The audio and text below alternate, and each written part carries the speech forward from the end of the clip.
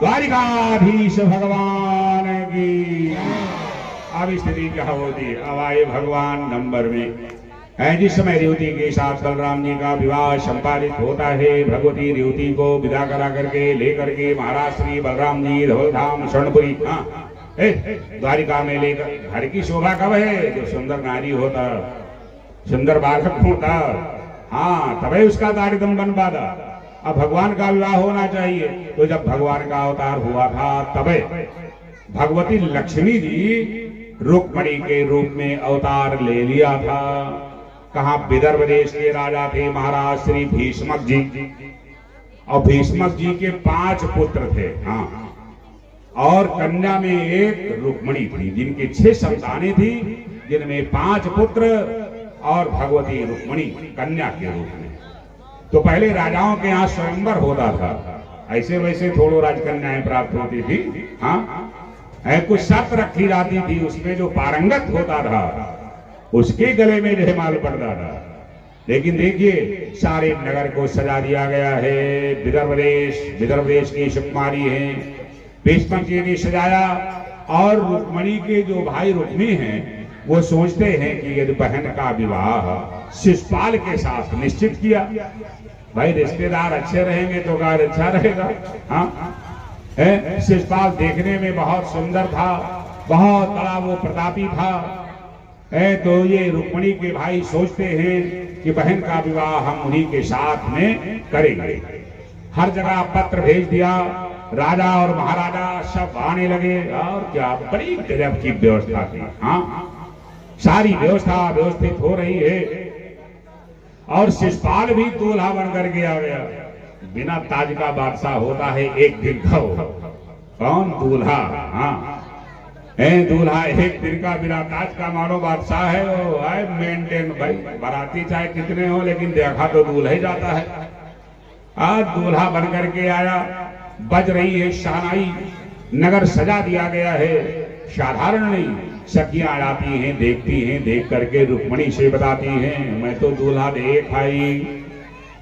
रुक्मणी ने कहा, नहीं तूने दूल्हा नहीं देखा। अरे कहा, आ गई बारात। आ जाने दो, वो बारात ही नहीं। अरे कहा, गजब हो, मैंने देखा। अरे कहा, नहीं देखा, उसके साथ विवाह थोड़ो होगा। सखियों ने पूछा, किसके साथ होगा? कहा, द्वारिकाधीश। कहा, ये द्वारिकाधीश कौन है?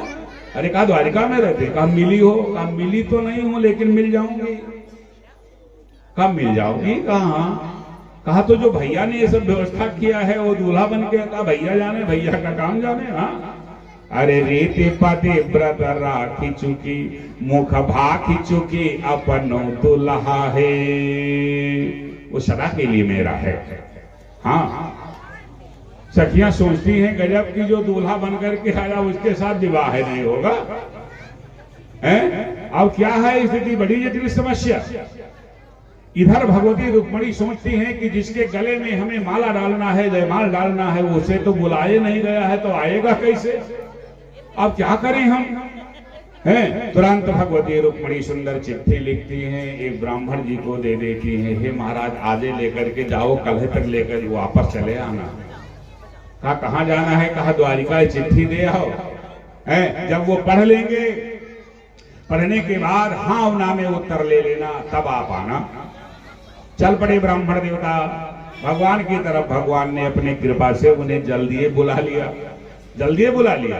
पहुंचते हैं अंतापुर में, जब भगवान ने बड़ा सत्कार किया। रुक्मणी का लिखा हुआ प्रेम पत्र, हाँ, जो अपने भाव से लिखा था, उस पत्र को दिया भगवान को। भगवान पत्र पढ़ते हैं, क्या लिखा है? संस्कृत में है, हाँ। सुखदेव जी परीक्षित से कहते हैं, हे राजर्ष, द्वारिकाधीश उस पत्र को पढ़ते, क्या लिखा? श्रद्धा गुणान भुवन सुंदर स्वर्णताम ते, सुन करके मैंने आपको अपना पति बना लिया है। आप तो बड़े सुंदर हो, इतना मैं सुंदर नहीं हूं, लेकिन एक बात है, मेरा कुल खानदान सुंदर है, और मेरे कुल खानदान की ये व्यंग है, हाँ, कि आपका जो कुल खानदान है, एक तो सिफारिश पर बड़े भैया के विवाह हुआ है, हाँ, ऐसे नहीं है, मेरा कुल खानदान बहुत सुंदर है। और मेरे कुल की ये परंपरा है, कन्या एक बार ही पति का वर्ण करती है, सो मैंने आपका वर्ण कर लिया है। मेरे यहाँ जितने लोग हैं वो सब आपके विरोध में हैं। हाँ, जब मैं मंदिर पूजा करने आऊंगी वहीं चले आना, यहाँ सम्मान नहीं मिलेगा, समय निश्चित कर दिया, यदि नहीं आओगे शरीर का त्याग कर दूंगी। मेरा भाई मेरा विवाह शिशुपाल के साथ करना चाहता है, वो बारात लेकर के आ गए। अब भगवान सब पढ़ रहे हैं, पढ़ते हैं, मुस्कुराते हैं। ब्राह्मण देवता ने पूछा हाँ है कि ना? भगवान ने कहा नहीं, हाँ है, हाँ जाकर के बता देना, चिंता ना करें। ऐ सुंदर दक्षिणा दिया। ब्राह्मण देवता मस्त हुए, वहां से चल पड़े। सखियां इधर कहती हैं कुछ श्रृंगार आदि करो, अभी पूजन करोगी, जयमाल होगा, उसके बाद विवाह होगा। हाँ, अरे बहुत कुछ कृत्य हैं अभी, तुम ऐसे बैठी हो, आओ, लेकिन सजाओ किसके लिए? कृष्ण के लिए सजाओ, द्वारिकाधीश के लिए। का सजाना मेरा काम है, सजना तुम्हारा काम है। हाँ, और सजोगी तभी सजना आएगा, वैसे सजना थोड़ो आएगा है, तुम्हें सजा करके ले जाएगा, कोई चिंता नहीं। बोलिए द्वारिकाधीश भगवान की। कि आओ मेरी सखियां मुझे मेहंदी लगा दो, आओ मेरी सखियां मुझे मेहंदी लगा दो, आओ मेरी सखियां मुझे मेहंदी लगा दो, आओ मेरी सखियां मुझे मेहंदी लगा दो, मेहंदी लगा दो मुझे ऐसी सजा दो, मेहंदी लगा दो मुझे ऐसी सजा दो, मुझे श्याम सुंदर की दुल्हन बना दो, मुझे श्याम सुंदर की दुल्हन बना दो, मुझे श्याम सुंदर की दुल्हन बना दो, मुझे श्याम सुंदर की दुल्हन बना दो, ऐसी पहनो चोरी जो कबहू न टूटे, ऐसे पहनो चोरी जो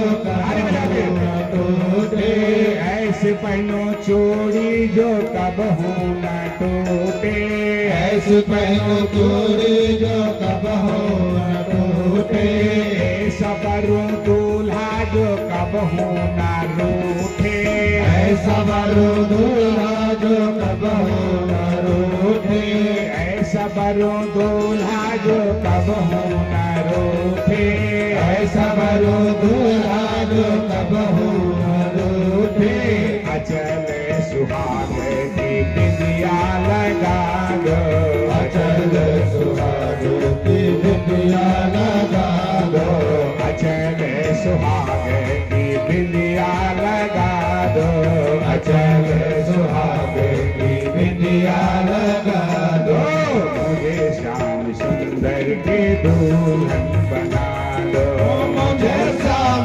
सुंदर की दुल्हन बना दो, मुझे श्याम सुंदर की दुल्हन बना दो, मुझे श्याम सुंदर की दुल्हन बना दो, बांधे के घुंघरू में उनको रिझाऊंगी, बांधे के घुंघरू में उनको रिझाऊंगी, बांधे के घुंघरू में उनको रिझाऊंगी, बांधे के घुंघरू में उनको रिझाऊंगी, भक्ति का सुरमा मैं आंख में लगाऊंगी, भक्ति का सुरमा मैं आंख में लगाऊंगी, भक्ति का सुरमा मैं आंख में लगाऊंगी, भक्ति का सुरमा मैं आंख में लगाऊंगी, लेके के तारा मैं श्याम श्याम गाऊंगी, लेके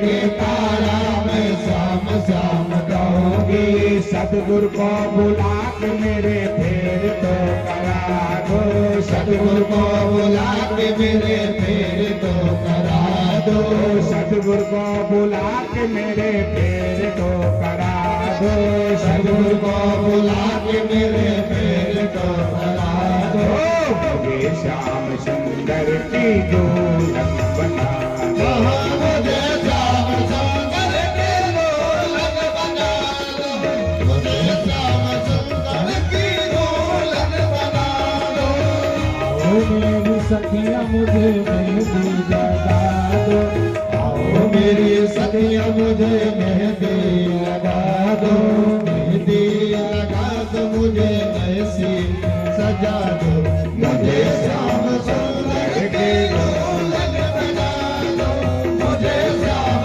सुंदर की दुल्हन बना दो।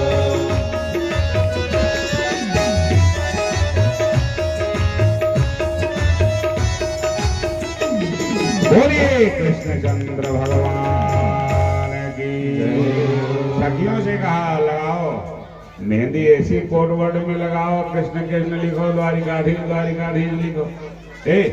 गुप्त गोद में मेहंदी ऐसे लगती, जो लगवाता वो जानता, जो लगाता वो जानता, बाद में लोगों को बताना पड़ता कि इसका मतलब है क्या है। हाँ, श्रृंगार आज जब हो जाता है, हो गया जब श्रृंगार, हाँ सखियां कहती हैं चलो पूजन करने के लिए।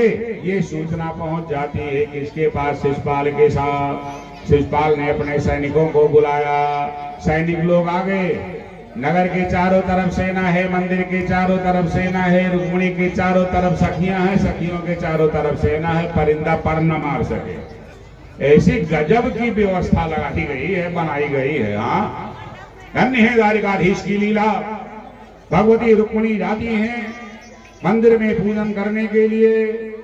पूजन किया, घूम करके देखा दरवाजे के पास भगवान नहीं आए, फिर पूजन शुरू हो गया, फिर पूजन शुरू कर दिया।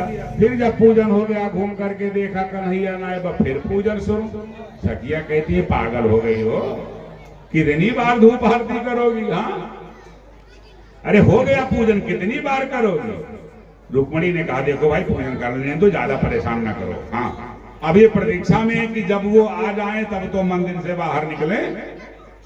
समय व्यतीत कर रही है कि पूजा की अधिक अनुरागा, अधिक अनुराग है कन्हैया के प्रति। हाँ, अधिक अनुराग है। भगवती को प्रकट होना पड़ा।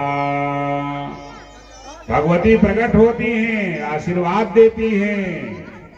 आशीर्वाद दिया कि जिसको हृदय में बसाया है समरिया संवारने के लिए चल चुका है, बिल्कुल आ रहा है। धैर्य का अवलंब लो। हाँ, धैर्य का अवलंब लो, चल चुका है, अवश्य में वो आएगा। गजब की है ऐसी स्थिति है, ऐसी गजब की है स्थिति।